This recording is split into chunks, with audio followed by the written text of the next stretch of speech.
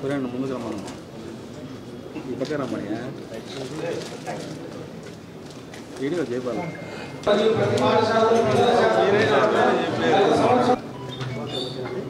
ఒక ఎమ్మెల్యేగా గెలిపించి ఈరోజు ఈ యొక్క సమావేశానికి వచ్చి ఇక్కడ కూర్చుండే అవకాశం ఇచ్చిన ప్రతి ఒక్కరికి పేరు పేరున ధన్యవాదాలు తెలియజేస్తున్నాను. అలాగే కడప చరిత్రలో, కడప నియోజకవర్గ చరిత్రలో ఇప్పటి వరకు ఏ పార్టీ కానీ ఒక మహిళకు అవకాశం ఇచ్చి ఆమెని చట్టసభలకు తీసుకుపోవాలనే ఆలోచన చేయలేదు. మొట్టమొదటిసారి తెలుగుదేశం పార్టీ అధినేత నారా చంద్రబాబు నాయుడు గారు, అలాగనే జిల్లా ఈ పార్లమెంట్ అధ్యక్షుడు, polit bureau member Srinivas Reddy గారు ఆ ఆలోచన చేసి ఒక మహిళకి ఇక్కడ అవకాశం ఇద్దాము, ఇక్కడ డెఫినెట్ గా మహిళ అవసరం ఉంది నియోజకవర్గంలోనే ఆలోచించి వాళ్ళిద్దరి సహకారంతో నన్ను ఇక్కడ పంపించి 8 నెలల క్రితం, దాదాపు ఇప్పుడు 10 నెలలు అయింది, 10 నెలల క్రితం వాళ్ళు డిసైడ్ చేసుకొని కడప నియోజకవర్గంలో నన్ను పంపించి నన్ను వాళ్ళ దిశానిర్దేశంతో పనిచేయించి ఈ యొక్క విజయానికి వాళ్ళిద్దరి సహకారం ఎంతగానో ఉంది. అలాగనే ఈ నియోజకవర్గంలోని ప్రజలు ఎంతో ఆలోచన చేసి ఈ నియోజకవర్గ అభివృద్ధి కోసం నాకు ఓట్లేశారు. వాళ్ళ ఆలోచనకు ఆశలకు అనుగుణంగా నేను పనిచేస్తాను. అలాగనే ఈ యొక్క పాలక మండలిలో ప్రతి ఒక్కరు నియోజకవర్గ అభివృద్ధి కోసం మాట్లాడారు. వాళ్ళకు కూడా వాళ్ళ ఆలోచనలు, వాళ్ళ ఆశలకు అనుగుణంగా నేను పనిచేయడం జరుగుతుంది. ఇప్పటి నుంచి 2024 నుంచి ఈ 5 సంవత్సరాలలో మనము మాక్సిమం రిజల్ట్స్ కడప నియోజకవర్గంలో చేరే విధంగా పనిచేయడం జరుగుతుంది.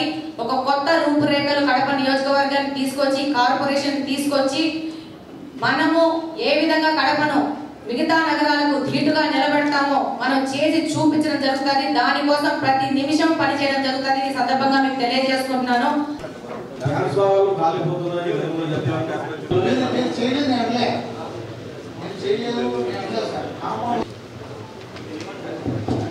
ఏ ఇన్స్టాల్మెంట్ ఎంత ఫండ్స్ వస్తుందో చెప్పంటే నేను డౌన్లోడ్ చెప్పండి చెప్తాయి. వర్క్ ఎవరి డీటెయిల్ ఇస్తారు ప్రధాన చేయమంటే చేస్తాము. బట్ ఇది తప్ప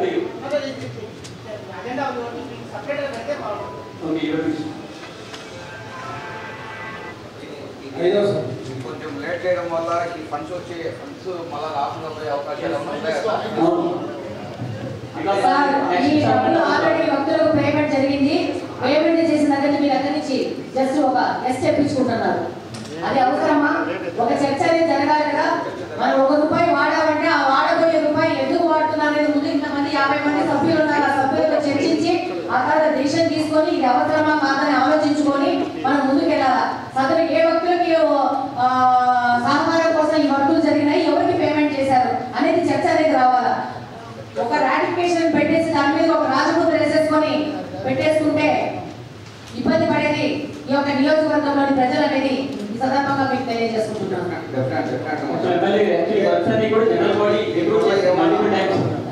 ప్రతి ఒక్కటి రాటిఫికేషన్ పెట్టేసుకొని ప్రతి ఒక్క చోట వర్కులు చేసేసుకొని బిల్లులు పేమెంట్ చేసేసుకొని జస్ట్ రాటిఫికేషన్ కోసము సభ్యుల ముందు పెట్టే సభ్యులకు ఇచ్చే మర్యాద ఏంటి? మనము ఈరోజు ఈ సభ ఎందుకు జరుగుతూ ఉంది?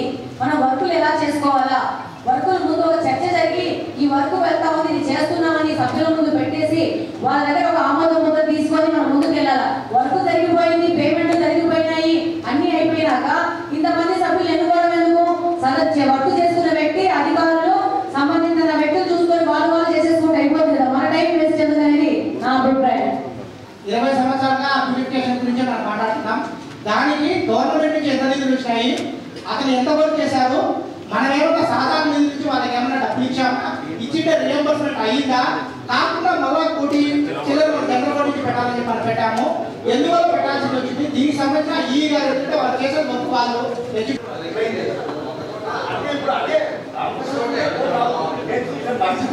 ప్రత్యేకంగా నేను చూసాను చెప్తున్నాను.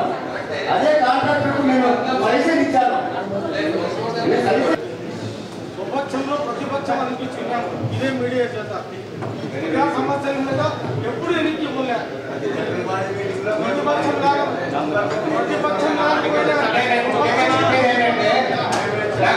ప్రాపర్ ట్యాక్స్ వేస్తున్నారు, మిగతా పాటంతా వదిలేశారు. దాన్ని రీఅసెస్మెంట్ చేస్తే 60,000 రూపీస్. జిఎస్ సర్వే పెట్టినారు. Is it scientific?